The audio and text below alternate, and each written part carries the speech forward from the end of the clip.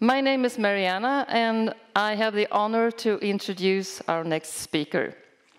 And we at the National Center for Swedish as a Second Language are so pleased and so glad to welcome Nick Sousanis to this symposium at Stockholm University. Nick Sousanis received his doctorate in education at Teachers College, Columbia University in 2014. And he wrote and drew his dissertation titled Unflattening, entirely in comic book form. And as he himself puts it in a YouTube clip, apparently that is unusual. Yeah. And I'm just going to hold this up. I know you're going to go into this, but and say a word in Swedish. This is a doktorsavhandling. What do you say? Time is changing.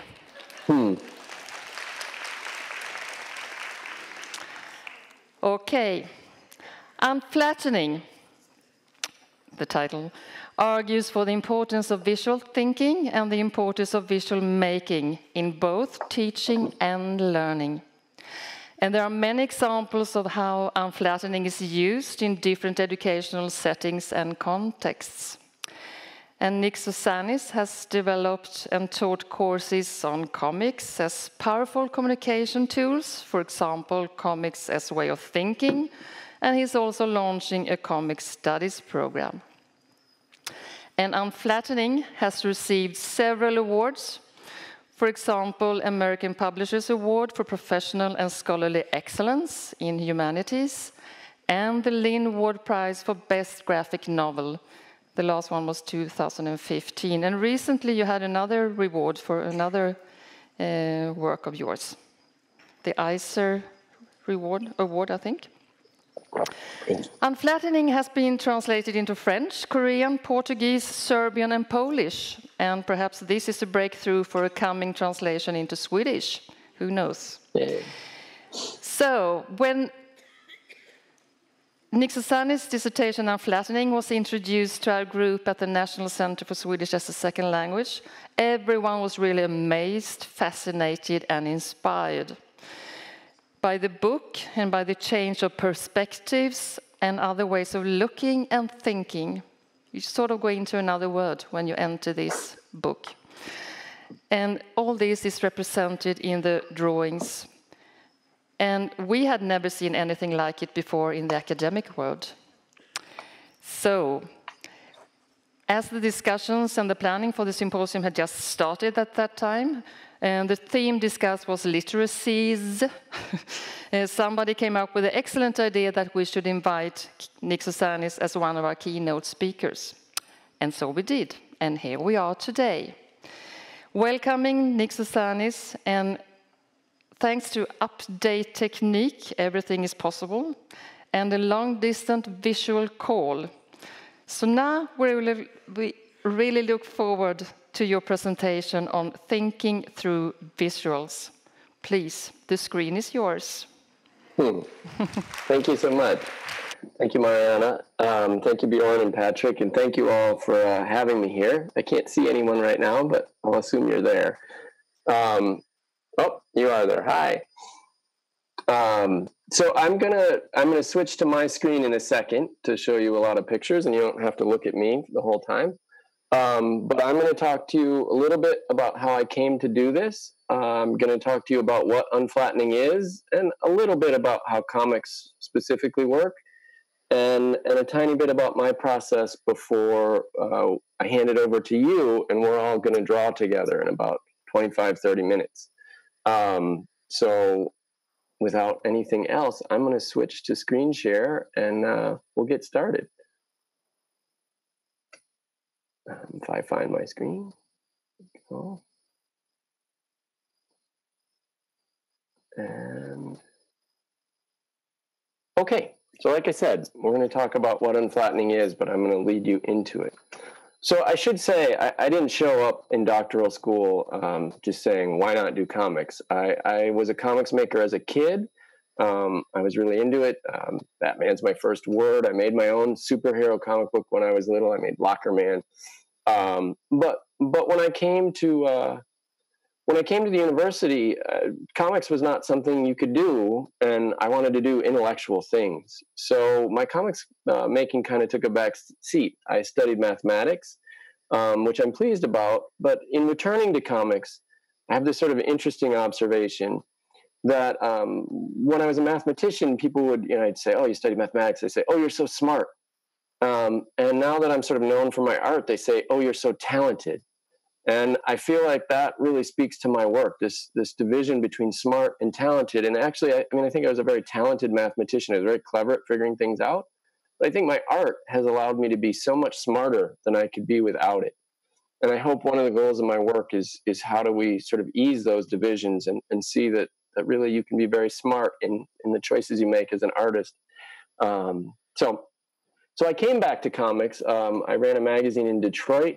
So I came back to them around the 2004 the presidential campaign here.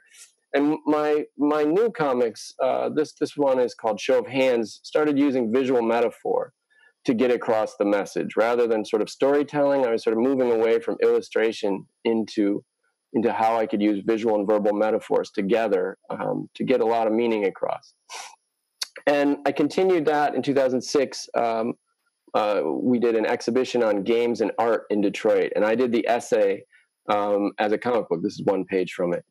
And so when I came to Columbia and said, I want to do my doctorate in comics form, I had these examples to show that I could do this really complex work, but also reach people outside of the academy, which was my goal.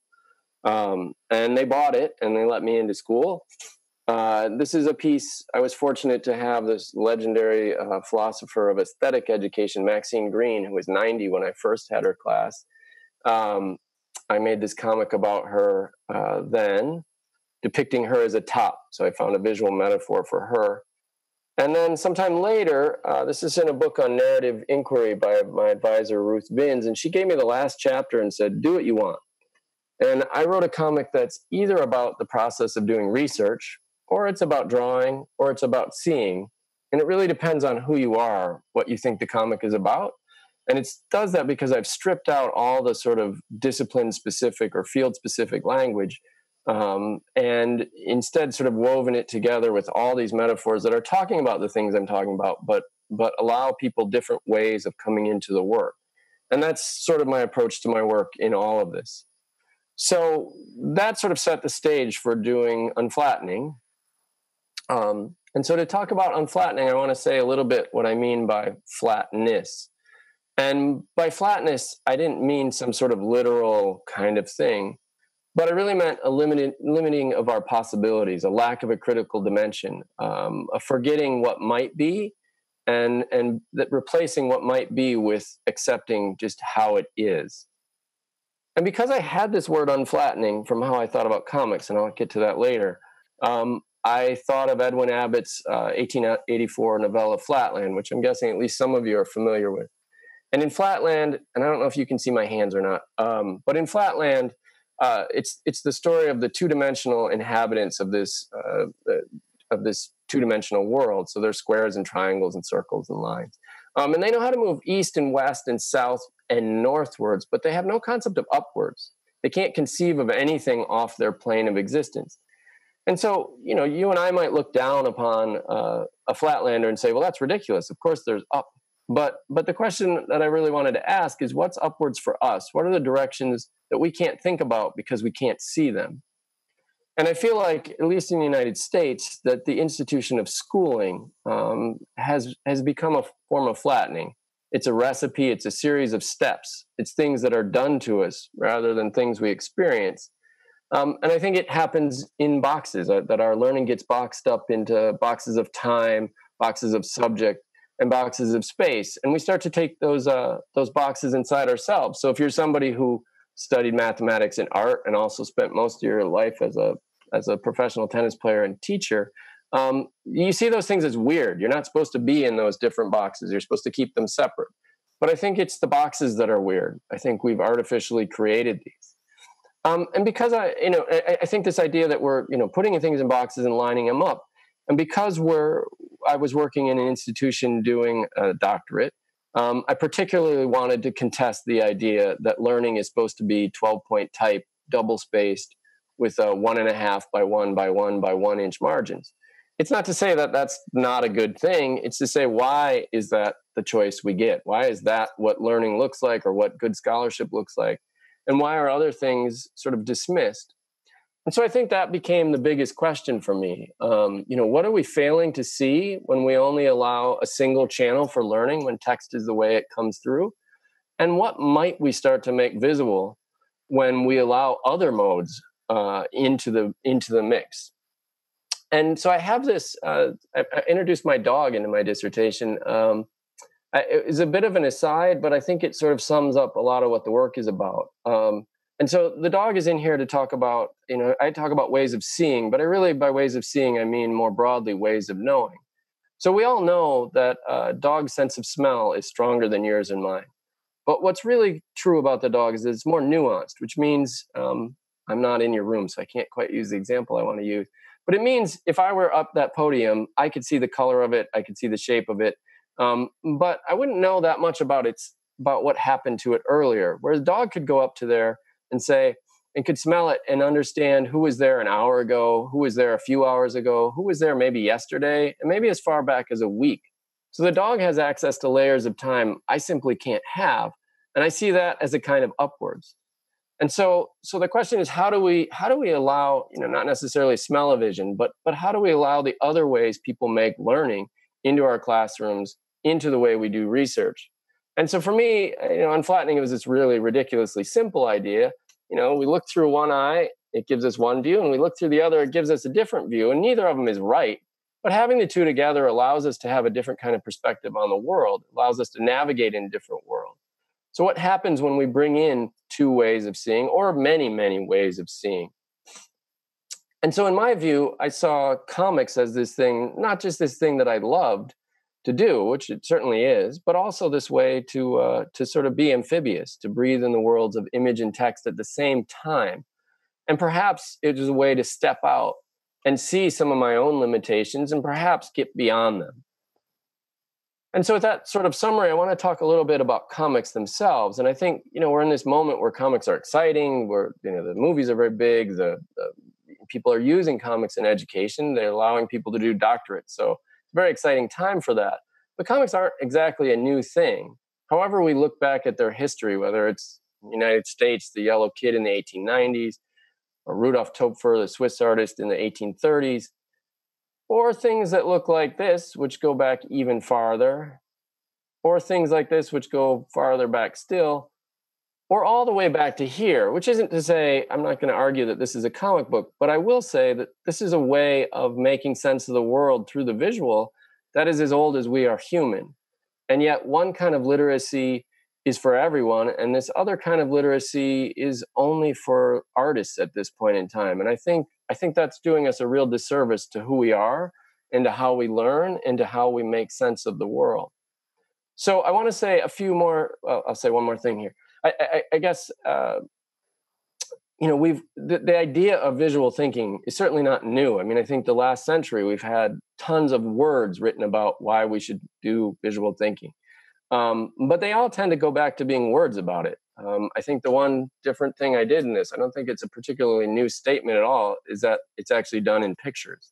So to turn to comics just specifically, and this is really only a teaser for it, but maybe it'll spark your interest for those who want to do more in comics, is I want to just give you a few things that you can do with them. And so certainly many people will think about comics as words and pictures, and that's not actually how I would define them, but I think that's an important thing to think about. And the way that words and pictures blend together to get a meaning that they can't achieve without the other. That's certainly something comics do very well. And you can see it here. I would blank out the bottom, but you can see in the joke here, joke only works, if you don't see the text, it's funny, but you don't know why. If you only see the bottom, if you only see the words, it's funny in a different way or not funny. But together, something starts to happen. And I think you can see it really well in the center panel here. I'm guessing this is a 9/11 tribute book. I'm guessing you can sort of guess what the image is. And in that center, every bit is powerful to express symbolically feelings beyond the reach of language. There's a character, the two hands are reaching each other, but they're not in reach. There's this back and forth between the words and pictures. And I think that interweaving, that intertwining makes something really powerful about comics. Alongside with that, the idea of multimodality, which I assume is a big topic in your worlds, things like images, action, gesture, color, movement, etc., all contribute to the meaning. And a comic is inherently multimodal. So you might look at something like this, and I'll just direct your attention to the top panel there. There's two characters and they're doing stuff, and there's text that's exchanging their dialogue between them. But then there's the color they're rendered with. There's the way they're drawn, the style of drawing that they're displayed in. There's the kind of font that's going on, and there's the shape of their word balloon. So there's all these channels of meaning. It looks like it's a pretty simple comic, but your eyes are taking in all this information really quickly and giving you a lot deeper meaning than simply two characters talking. And so all of that, the visual style, the ways we make lines make a difference. And even, you can picture it in these kind of things. So I'm going to. And so if you're interested in comics, I think one of the best places to start is Scott McCloud's 1993 comic about comics, Understanding Comics. And in that, Scott defines comics as juxtaposed pictorial and other images in deliberate sequence. And basically what he's saying, and again, I don't know if you can see me, but if I put my fist and I draw a box around it, and then I strike my fist and I put a box around it, that nothing happens in a comics page. It's flat, it's static, but the reader is animating. The reader is making that, is bringing it to life. And time has to take place in space. And that's something we've been doing for a long time as well. And while this is certainly true, comics are read sequentially. So you can start on my page and start in the upper left and read across and down. But because it's visual, you can't help but start to take in the whole thing all at once, which means you start making connections from the lower right back up to the upper left. And even within the very page, you might notice the spider web that's in the sort of middle left panel. And then you might notice that the text there says something about web-like in it. And so there might be these connections that start to go back and forth. So even while it's sort of read like text sequentially, it's also this simultaneous experience which it's happening all at once. And so it's not quite so linear. It's not just juxtaposed pictorial and other images in deliberate sequence. And it's that interplay of the two, the interplay of sequential and simultaneous, to me, is one of the more exciting things about comics in terms of how they can get at our thinking. And I think, you guys are in a conference, so I'm guessing you've gone from one session to another session to another session, and you've marched through time fairly linearly, I hope. But at the same time, your thoughts, things I say now trigger things that go off to the side. You're like, oh yeah, or you're anticipating things that are going to come later. Your thoughts are adrift in not quite so linearly in time. And so I think comics do this really neat thing that allows us to be both the sequential, the ways that we sort of have to linearly move through time, but also this all at once, the ways that our thoughts are not quite so neatly lined up. And I can give you a couple examples here. This is a funny one if you pay attention to I'll just let you look for about 20 seconds here, and then I'll talk.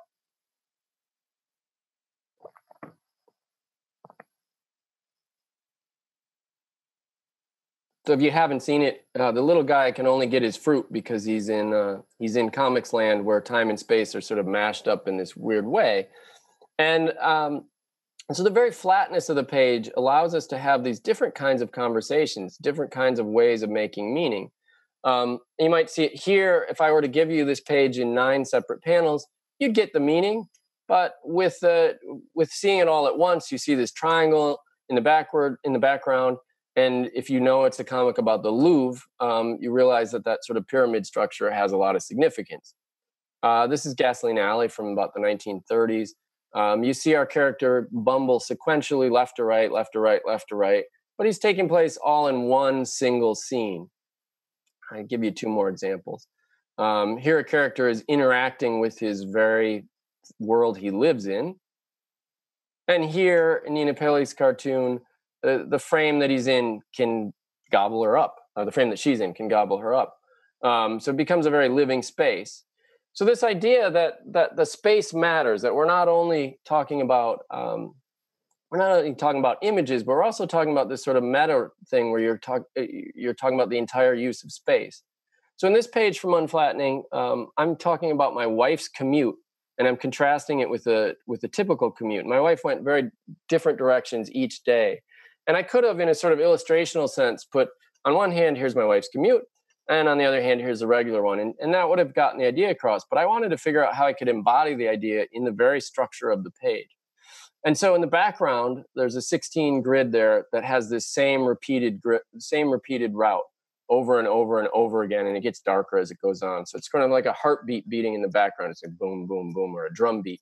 And then in the foreground, I'd noticed that Manhattan kind of looked like a leaf as it sort of drifts down. And so I thought, well, she's kind of drifting through the city. So how can I map her routes onto Manhattan and have it do this drift across the page? And so it's not that difficult a page in some sense, but there's all these layers going on at the same time. Yes, you read it in a fairly linear fashion, but where do you encounter all the different images? And it changes depending on who you are, and it changes depending on how it's structured. So the fact that we're really challenging what reading looks like is key to comics. And this is a piece that I did for the Boston Globe. This is about entropy, and it's about entropy is the idea that things run downhill, things fall apart, right? But it's about the sort of moments where things go against that flow, where things like life that sort of form order, even as things are falling apart. And so I wanted to somehow make that in the structure of the page. So if you look at it, and it's easier if I can point to it, but I can't from here. The upper part is quite linearly. Things are falling apart. Mountains are crumbling into the sea. Coffee's growing cold. But as you move into the page, it starts to run downhill. You hit the word yet, which jumps you over to the right side. You read down, and then all of a sudden, around that spiral, the reading asks you to go right to left, and then bottom to top before shooting you out of the spiral and going again.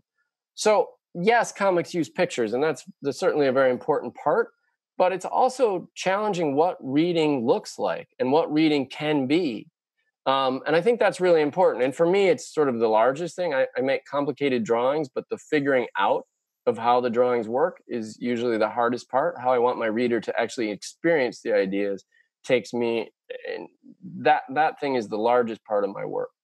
And so I think this is Chris Ware, the contemporary cartoonist. I think the idea that comics can render the complexity of our thought, the way that you have great ideas when you're out for a run, and then you try to put them on a piece of lined paper, and you're like, well, but I need space that's over there. I need tangents. I need things that don't quite fit. So I think the way that comics can capture the shape of our thoughts in a very unique way is one of the reasons I think they're strongest, and I argue for them. But I want to sort of move to the end here by talking about how they can help us generate our thoughts. And while I worked alone, I think I had a really tremendous partner in doing my work, and that is my drawings themselves. So every time we make a mark on a piece of paper, our visual system, which is doing amazing amount of sort of relationship gathering all the time, it's figuring out what's in front of us, what's behind, next to each other. It's mapping the world all the time. The minute we make a mark on something, that visual system, which is busy making relationships, starts to read things into it that we may not have intended. Starts to see new things. And so I get this question all the time when people ask me about my work, like, what do you start with? Words or pictures? And I say, yes.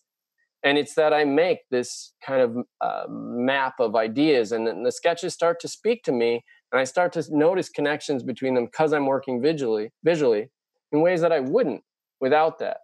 And I think that idea that, where do my ideas come from? I think they come from making the marks. They come from making the marks, and then the marks start to teach me where to go. So I show this. This is reproduced in the back of the book. This is the very first sketch map of what the book was going to be. And I show it. I mean, it's kind of fun to see the things that showed up in the book and the things that didn't show up. But I think what's really key to it, well, there's two things. I think one, when people who don't make artwork see finished artwork, it kind of looks like magic. You're like, oh, it just came out of their head and it's this magic thing. But I think to see the sort of process, to see the mess that it starts as and how that evolves, I think it makes it much more attainable to anyone. The flip side of that is that I want to stress that this is not a picture of my thinking. This is it. So my work is not something where I wrote a bunch of text and thought of pictures for it. I made things like this let the drawings speak to me, let them speak to each other, and then started to learn where they had to go. And I think that's a real key difference. I set out to do this work to make accessible like big ideas to people, but I think in coming out of it, I really learned how different it made my thinking, and that's what I see with my students too. So I'm going to give you one specific process example of mine, and then one more thing, and we'll be done with the talk part here. So this is in a chapter on imagination. I wanted to do a page about the power of stories. And very early on, I thought of Scheherazade and then the Arabian Nights tales and the way she did stories within stories. And so you can kind of see this. This is the start of the page. I had this thought that each panel would have a zoom in to the panel from the panel before, either literally or metaphorically. And as I moved down the page, I was going to say something like, by stories, I don't just mean the sort of fanciful or fantastic. I also mean things like science.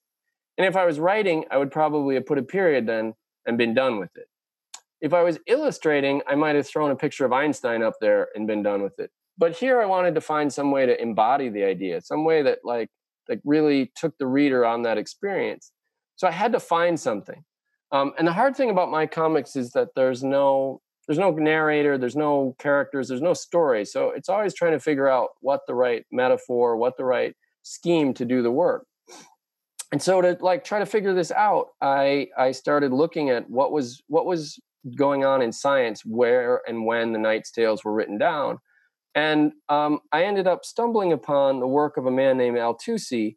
It was around 1300 working in the Arab Golden Age, who had done this work that 300 years later was picked up by Copernicus and used to make his revolutionary work. And I was like, oh, this is fantastic. I already have a page about Copernicus. So I spent a couple of weeks trying to understand the astronomy well enough and to work with my visual scheme to figure out where I was going. And eventually it turned into this. So that lower left corner, which I'll blow up here, about 3 inches of real estate on my page, all because my drawings told me where to go. There's nothing in my notes that said, you should learn about this obscure Arab astronomer. Nothing about that. But the drawing said, you need to solve this problem. And they took me on a journey that I wouldn't have gone on without them. And I think that's one of the key things to this, is how it's when we bring in the other methods of working, what do they do to our thinking? How do they push our thinking in ways beyond what it would have done otherwise? So to close on the talk part, I want to share somebody else's work. I often at the end of talks like this, I get the response that we get it, we believe you, but we don't draw. And so I want to take you into a student's work. So I've taught many classes. Typically, I teach students who describe themselves as non-drawers. More recently at San Francisco State, I now have some comic-specific making courses where that's not always the case. But this was a couple of years ago, and this is she described herself as a non-drawer, and I think she sort of ended as somewhat a non-drawer, but she made one of the most profound works I've seen. So this is just a little excerpt from her final project. So you'll see on the left these very negative words that she's holding up, and it says, sometimes she could feel the weight of the words on her shoulders. And then on the right, there's this sort of sun-like thing where these positive words are emanating, and it says, but she is strong. And then here, and she very much played with the boxes and the space in some of the ways that I sort of ran through very quickly for all of you. It says, this is a story about a girl who couldn't fit in a box, and they laughed from their boxes that fit as she contorted and twisted, unable to find a place. And then, so she makes her own box out of words, sounds, and pictures, and soon she learns that there is no need for borders, that boxes restrict her unnecessarily since she can go anywhere she wishes. So I think the key here is, I'm not sure all of us would say, oh, she's talented as an artist, but I think we would all say she is really smart as a visual thinker, as a use of space to get her ideas across. I think this is one of the most powerful comics I've ever had a student produce.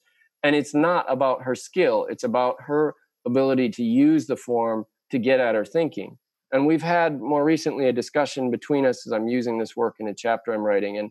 And she talks about how this comic, making this comic got her to think about things about her life and things that happened to her in junior high and high school that weren't there until she started making it. And so I think that's the point. How do we make learning? How do we make teaching? How do we make our own work not narrow, but bring in the different ways that we all make sense of the world and allow us to go in different directions and define different ways? So with that, I'm going to say thank you, and we're going to switch gears here. So I'm going to stop sharing for a second. If I figure it out, there it is. Oh, thank you. Thank you. Okay, so here's our plan next. And I can't hear anyone, so if I'm doing the wrong thing, someone tell me. I'm assuming you guys all have paper? Is that yes? Okay, now I can hear it for a second. Okay, so if you all have paper, I am going to screen share one more time. We're going to do an exercise that was designed originally for my students who said, I like this, but I don't draw. But since I've done it a lot, and I think you'll enjoy it. So I'm going to switch back to the slides, if I can figure that out, which I can. Go back to here. I programmet hittar ni anteckningsblad i det häftet ni har fått. Där finns det anteckningsblad som ni kan använda nu. So just as a quick, this comes from things, I've been teaching these classes for a while now, and I just put it up here. I've been doing my syllabi as all visual documents, and not because there's so much about the drawing, but I think there are ways about organizing where we're going, and I just recommend it. This is not really related to what we're going to do. And I think this is something I talked about in my syllabus, but we will study and we will play and we will see that those activities aren't so different. I just like it. So anyway, grids and gestures, this is what we're going to do. So Patrick, are you capable of turning the screen towards that door or those windows that I looked at yesterday? Or the other? Yes, no?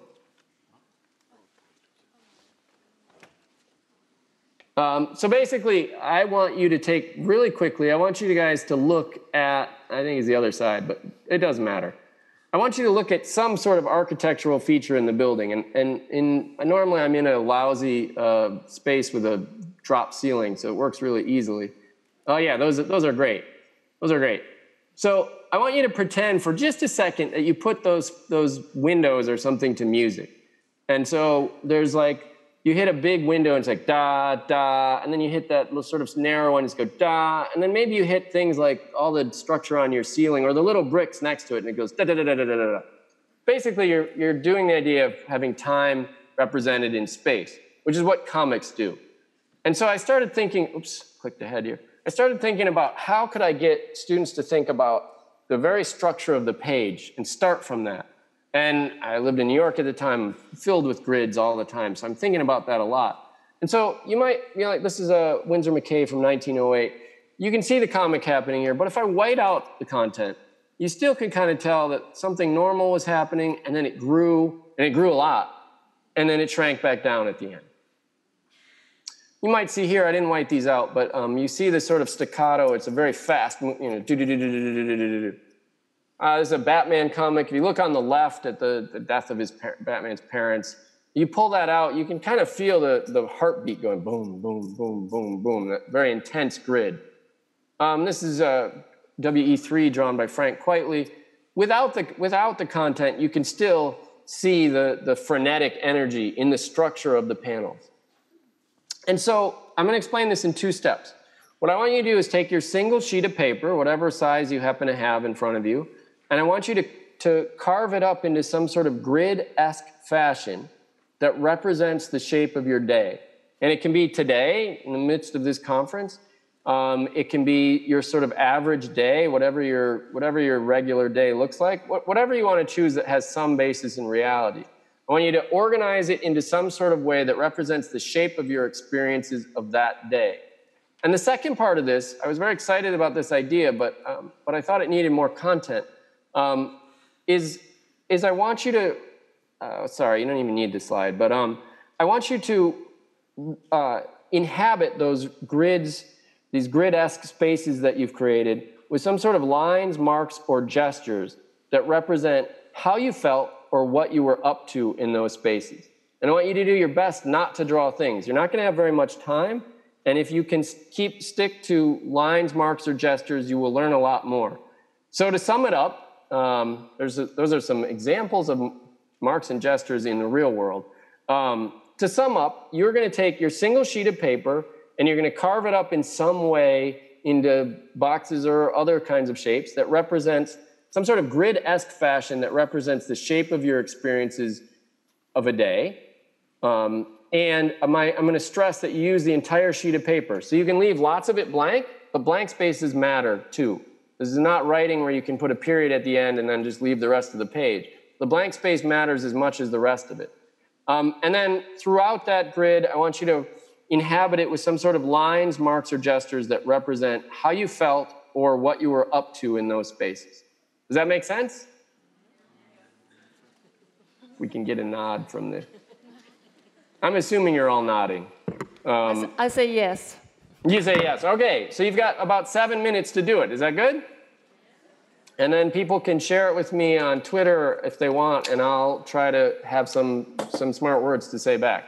I'll do my best. Okay, so have at it. I set my timer now. I'll see you in 7 minutes. You can look at my Twitter feed. That's just what you've always wanted to do. You guys are very polite.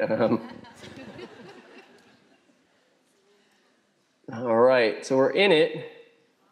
Oh yeah, we've got color. We've got color, that's pretty cool.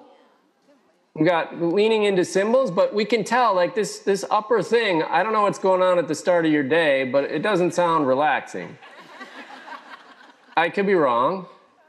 Let me go down again. Oh, look here. This one is asking, sorry, I didn't see who this was. Anya, you know, we can kind of see, look, there. I'm going to guess that's maybe an alarm clock at the top. You guys could maybe guess that too. And or maybe not, but something. There's some sort of dramatic thing happening. And then you're sort of easing into it. She's asking us to read in different directions. So this page snakes around. It's got a little bit of, as much as I say, don't draw things, somebody always draws things. But that's okay. But it's got all these different things going on in it and asking us to read in different directions. Let's look here. I keep forgetting to look who you are. There, Lena. So I don't know exactly, but the structure is here, and the structure sort of turns into this other thing as we move down the page. I think we all know a curve is something you can lie down against, right? You know, lie down against hard lines, but a curve is something comforting, something pleasant.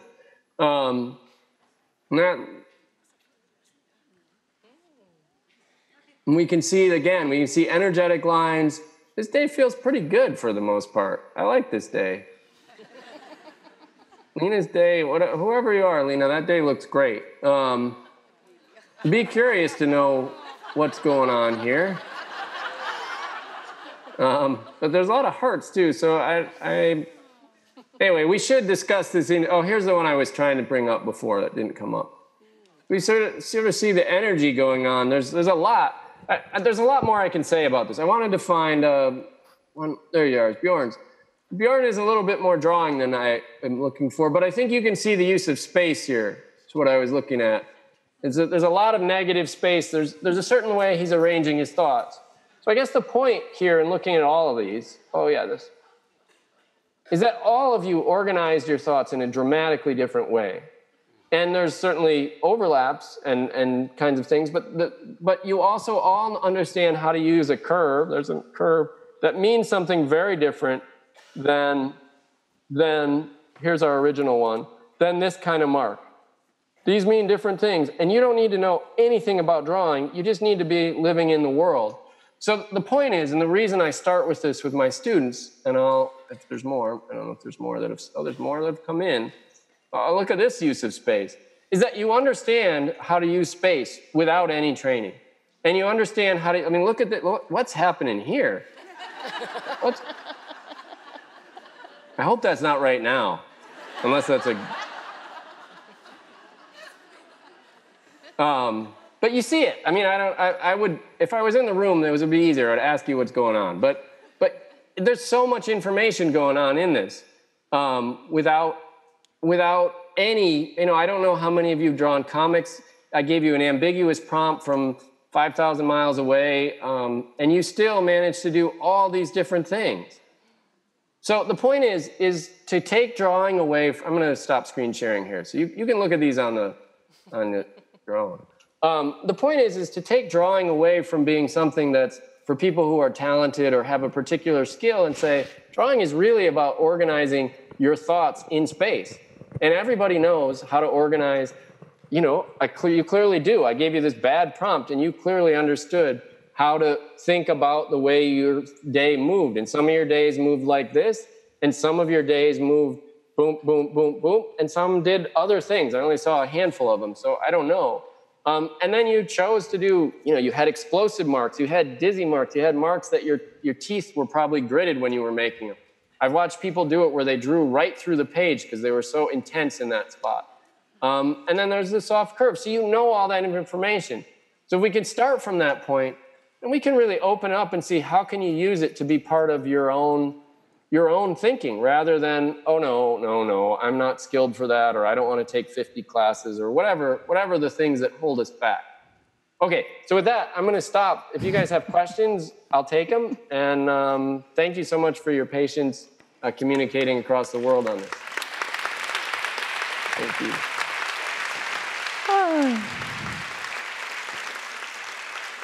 And I like how it turned from silence to laughter in there. That was Thank you. I don't know. I have to check the time now, because what do we say? Sorry? Yeah. So I think we don't have time for questions. Sorry. Oh, sorry. No. But perhaps we can send questions to you if we really want to know something. You can send questions to me. I mean, I'm good, so whatever works is fine. That's nice. So, thank you so very much, Nick Sousanis, for this session, and that you took us through this drawing session was just amazing, I think, and for your presentation before that. And I'm sure we have a lot of new thoughts with us now that we can go on reflecting on, discussing, and bring into our schools and classrooms in time, hopefully. And you can. Well, thank you so very much. And thank you all. Bye. All right, bye. Thank you.